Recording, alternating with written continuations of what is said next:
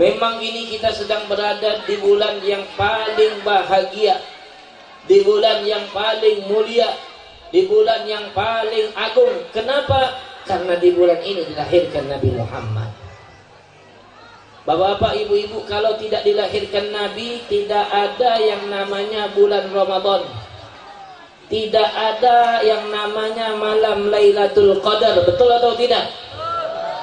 Tidak ada yang namanya Idul Adha, Idul Fitri. Betul atau tidak? Betul nggak? Kalau Nabi nggak lahir, nggak ada malam nisfu Sya'ban. Tidak ada malam Lailatul Qadar. Tidak ada malam Isra Mi'raj. Itu semua ada. Dan malam-malam yang mulia yang kita kenal, malam Arafah, malam 1 Rajab, malam nisfu Sya'ban, malam apa lagi yang mulia-mulia nih? Bukan malam Minggu ya, malam Minggu itu malam maksiat sekarang. Ya betul nggak? Malam Jumat, malam Idul Adha, malam Idul Fitri, malam-malam yang lainnya yang mulia, itu ada karena adanya malam dilahirkan baginda Rasulullah sallallahu alaihi. Maka dikatakan para ulama, malam yang paling mulia adalah malam Senin, yang mana di dalamnya dilahirkan cahaya yang mulia, manusia yang agung, yaitu baginda Rasulullah sallallahu alaihi wasallam. Hari yang paling mulia adalah hari Senin, yang di situ muncul nurnya Muhammad sallallahu alaihi wasallam. Yang Allah katakan, wa ma arsalnaka illa rahmatan lil alamin. Aku tidak utus engkau wahai Muhammad kecuali rahmat untuk semesta alam, untuk manusia, untuk jin, untuk malaikat, untuk semuanya. Bahkan dikatakan, tidaklah Allah ciptakan bumi, tidaklah Allah ciptakan langit, tidaklah Allah ciptakan surga, tidaklah Allah ciptakan neraka, tidaklah Allah ciptakan matahari, tidaklah Allah ciptakan bulan, kecuali karena berkahnya Nabi Muhammad sallallahu alaihi. Semuanya berkatnya Nabi. Maka Allah katakan di dalam hadis qudsinya, laulaka ya Muhammad ma khalaqtul aflak. Kalau bukan karena engkau wahai Muhammad, maka aku tidak akan ciptakan segala sesuatu, kata Allah Subhanahu wa taala. Shallu ala Nabi Muhammad. Bahkan Nabi Adam pun diciptakan karena berkah ingin membawa cahayanya Nabi Muhammad sallallahu alaihi wasallam. Allah ciptakan para anbiya sejatinya membawa amanah untuk membawa cahayanya baginda Rasulullah sampai dilahirkan Nabi Muhammad sallallahu alaihi wasallam ke dunia ini. Makanya tidak ada manusia yang paling bermanfaat untuk orang lain melebihi kekasih kita, Nabi besar kita Muhammad sallallahu alaihi. Makanya oleh karena itu sangat wajar sekali kita berbahagia dengan datangnya bulan Maulid Nabi Muhammad, bulan Rabiul Awal, dikatakan juga bulan Rabiul Anwar, karena di sini adalah sebabnya muncul segala macam kebaikan, segala macam keagungan, segala macam cahaya. Munculnya kapan? Di bulan Rabiul Awal, ketika dilahirkan Nabi besar Muhammad sallallahu alaihi wasallam. Ma'asyiral hadirin yang dimuliakan oleh Allah Subhanahu wa taala, kegembiraan kita dengan datangnya bulan Maulid, kegembiraan kita dengan lahirnya baginda Rasulullah, dikatakan ulama adalah kegembiraan yang hakiki, kesenangan yang hakiki. Maksudnya apa? Kesenangan ini insya Allah akan selalu bertahan kepada kita sampai kita meninggal dunia.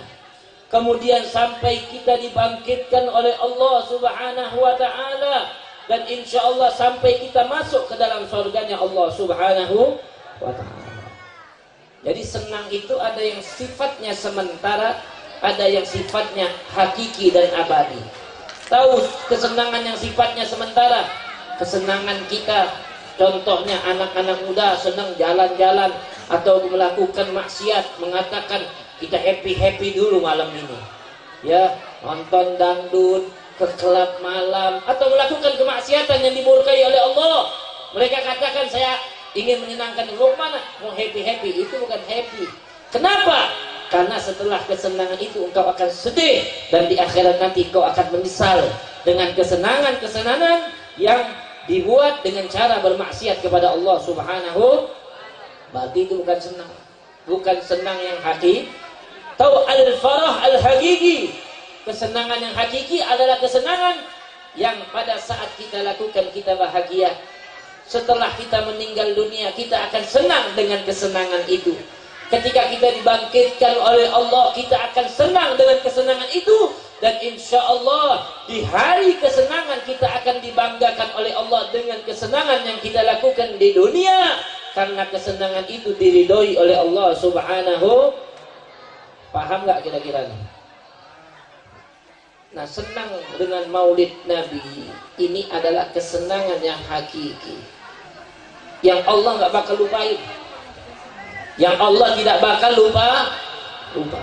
Malam hari ini saya yakin semuanya senang, bukan karena acara maulidnya, tapi karena yang dilahirkan di bulan ini, yaitu baginda Rasulullah Sallallahu Alaihi Wasallam.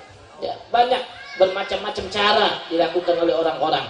Ada yang adakan maulid begini begitu. Yang penting intinya mereka itu mau nunjukin kecintaannya kepada Nabi Muhammad Sallallahu Alaihi. Kesenangan dengan hari maulidnya baginda Rasulullah itu tidak akan dilupakan oleh Allah Subhanahu Wa Taala. Orang yang kalau senang sama Nabi bakal diingat oleh Allah Subhanahu Wa Taala.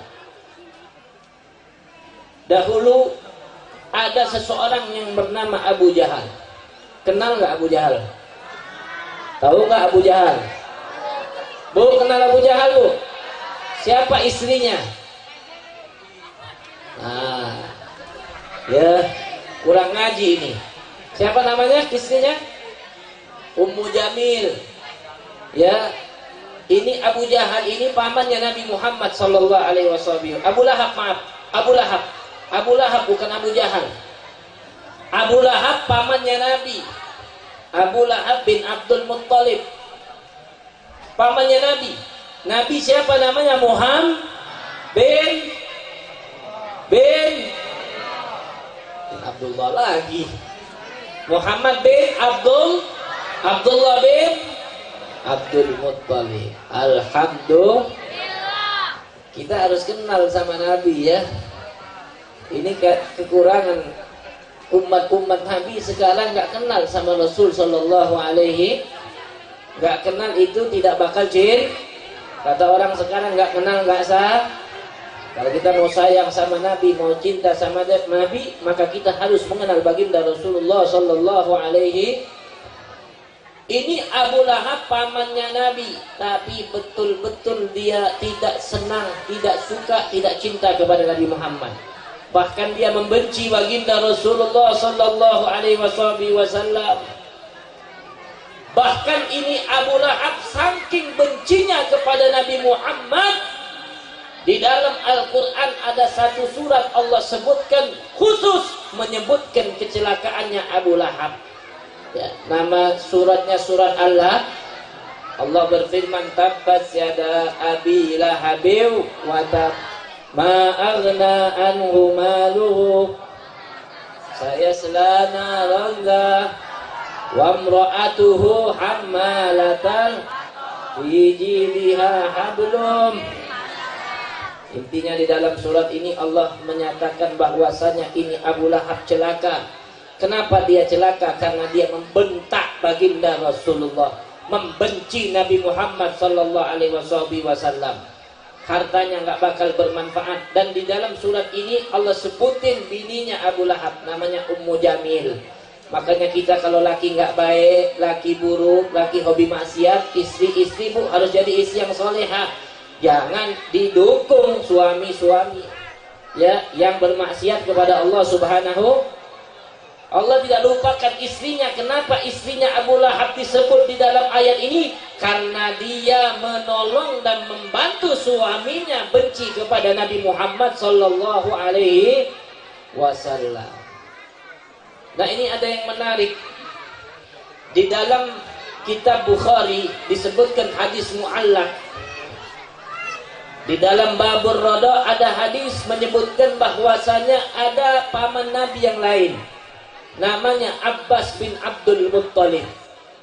Tadi siapa? Abu Lahab bin Abdul Muttalib. Ada lagi paman Nabi Abbas. Kalau Abbas ini beriman kepada Rasulullah, membela Nabi Muhammad sallallahu alaihi wasallam, cinta kepada Nabi Muhammad sallallahu alaihi wasallam. Ini Sayyidina Abbas melihat di dalam mimpinya saudaranya Abu Lahab sedang disiksa oleh Allah Subhanahu wa taala. Akhirnya Abbas bertanya kepada Abu Lahab di dalam mimpi itu, "Kaifa haluka ya Aba Lahab?" Bagaimana keadaanmu wahai Abu Lahab? Maka Abu Lahab mengatakan, "Hali kama tara." Keadaan saya sebagaimana engkau lihat, disiksa oleh Allah Subhanahu wa taala. Diazab oleh Allah. Kenapa? Karena tidak beriman kepada baginda Rasulullah sallallahu alaihi, karena membenci Nabi Muhammad sallallahu alaihi wasallam. Tapi kemudian Abu Lahab mengatakan kepada Abbas di dalam mimpi itu, akan tetapi wahai Abbas, ketahuilah memang saya setiap hari diazab oleh Allah Subhanahu wa taala di dalam neraka.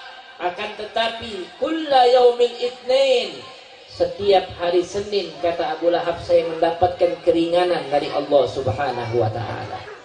Engkau mendapatkan apa? Setiap hari Senin saya diberi kesempatan untuk meminum minuman dari jari jemari saya. Jadi Abu Lahab setiap hari Senin itu Allah berikan keringanan siksanya, bisa minum dari jari jemarinya. Bapak-bapak, ibu-ibu, di neraka itu nggak ada minuman ya. Di neraka nggak ada makan. Makanya yang hobi makan, yang hobi minum jangan masuk neraka. Betul nggak?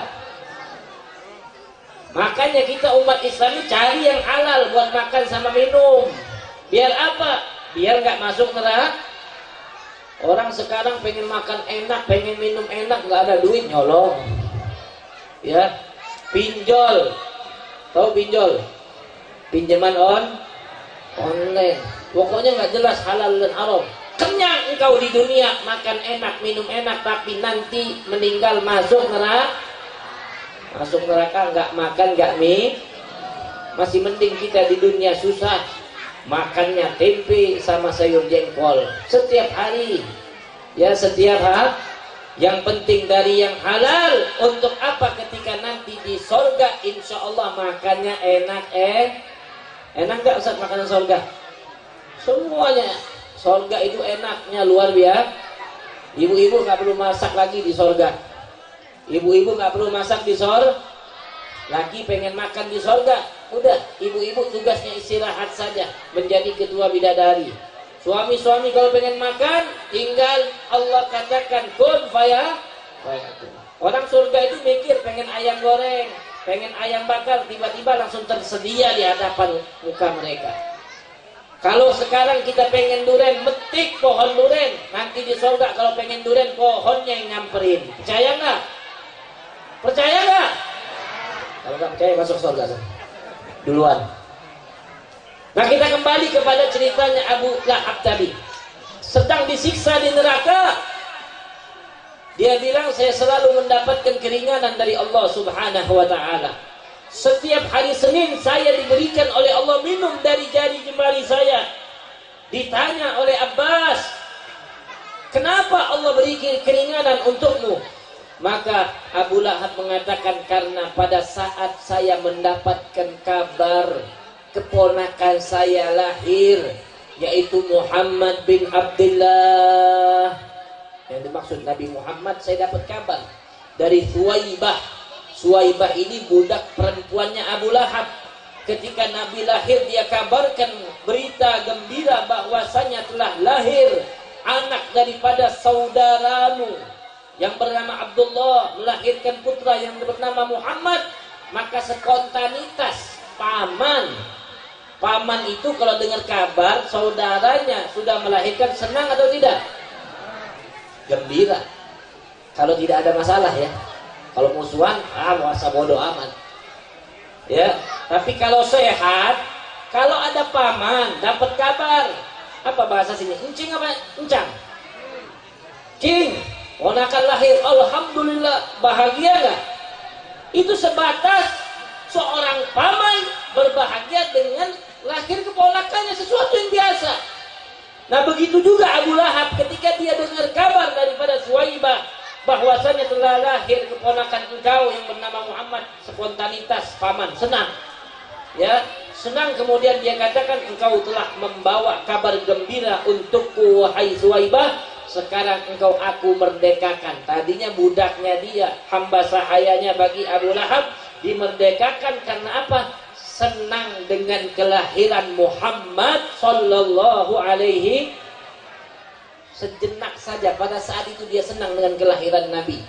Tapi setelah Nabi dewasa, Nabi menjadi Rasul, Nabi berdakwah, dibenci, dicaci, dizalimi oleh Abu Lahab, dia masuk neraka. Tapi lihat di sini hadirin wal hadirat, Allah tidak melupakan kebahagiaan Abu Lahab ketika detik lahirnya Nabi Muhammad sallallahu alaihi wasallam.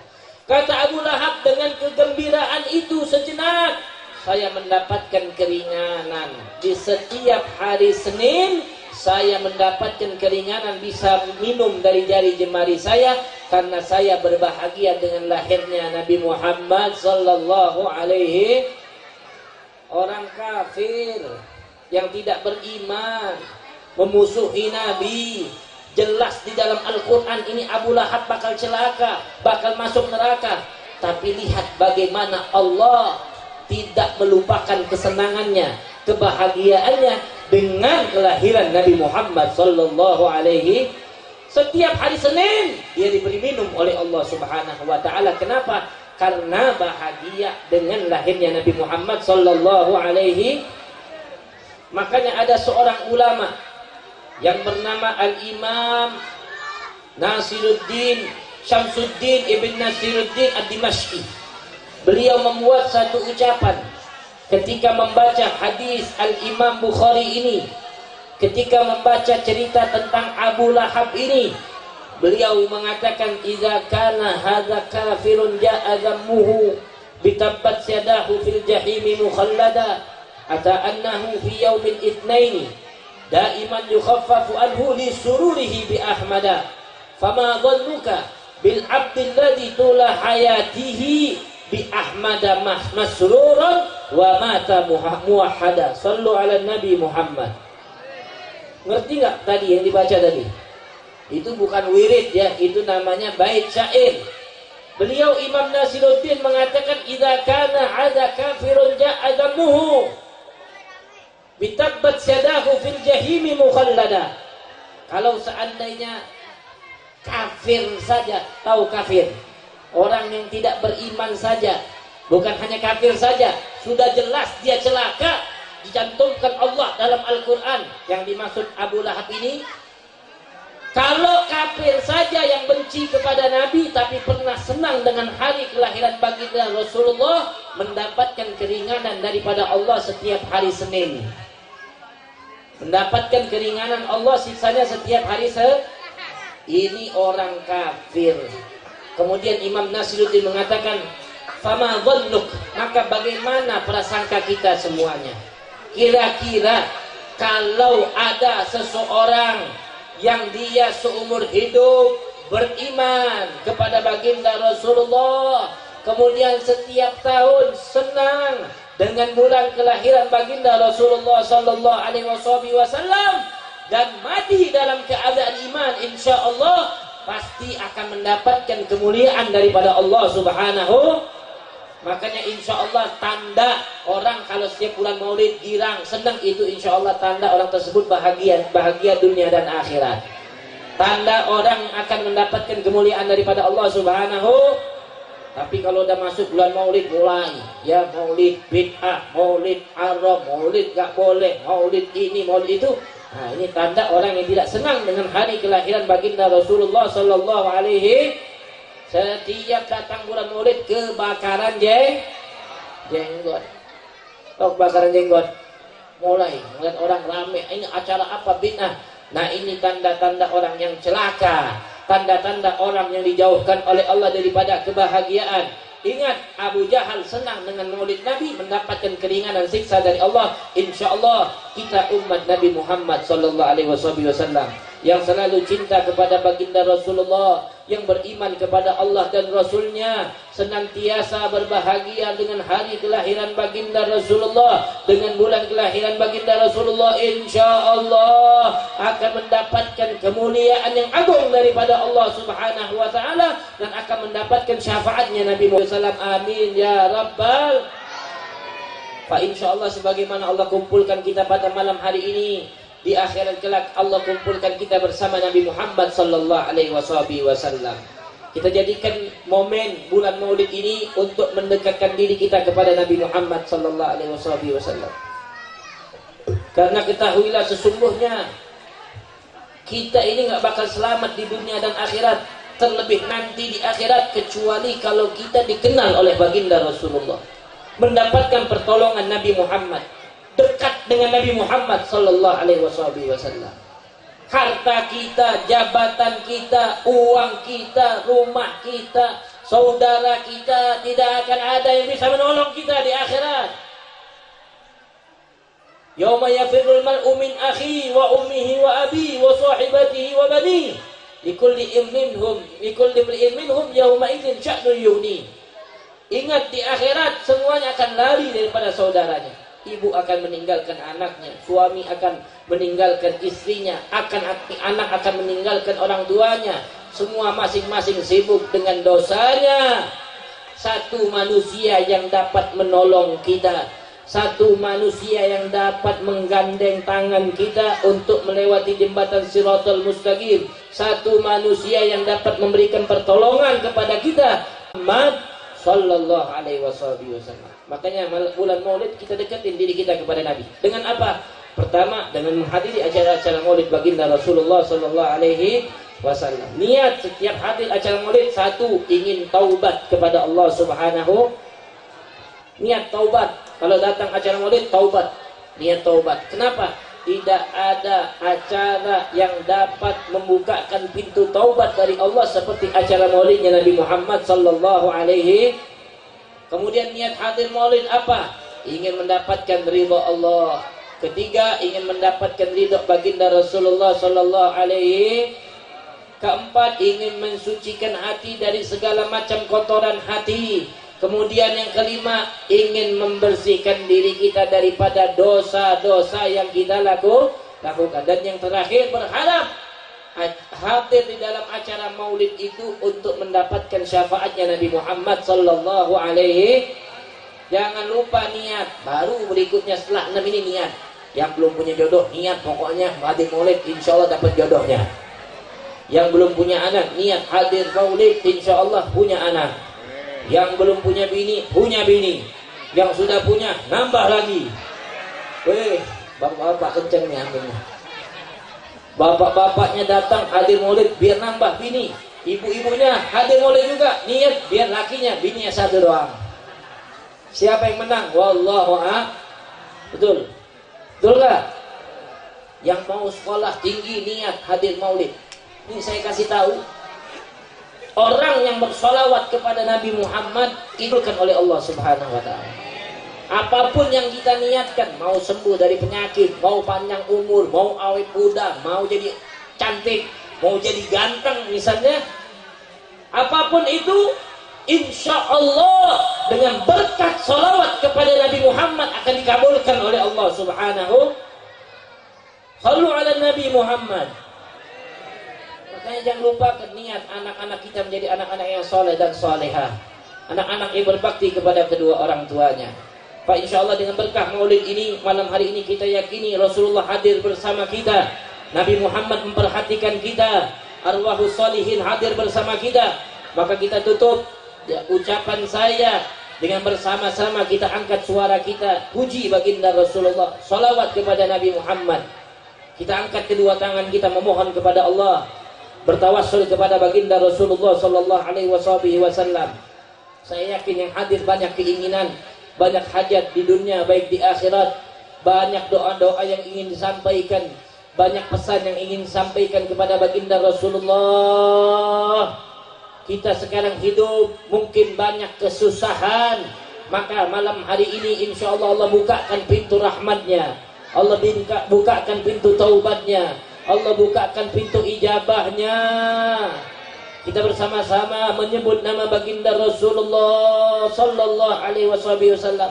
Kita sama-sama sholawat insya Allah semua yang kita niatkan, untuk kita, untuk anak kita, untuk istri kita, untuk orang tua kita, untuk sahabat kita, untuk orang-orang yang berpesan minta doakan kepada kita pada malam hari ini, insya Allah disampaikan oleh Allah subhanahu wa ta'ala, dikabulkan hajatnya oleh Allah subhanahu wa ta'ala dengan berkat salawat kepada Nabi Muhammad sallallahu alaihi wasallam.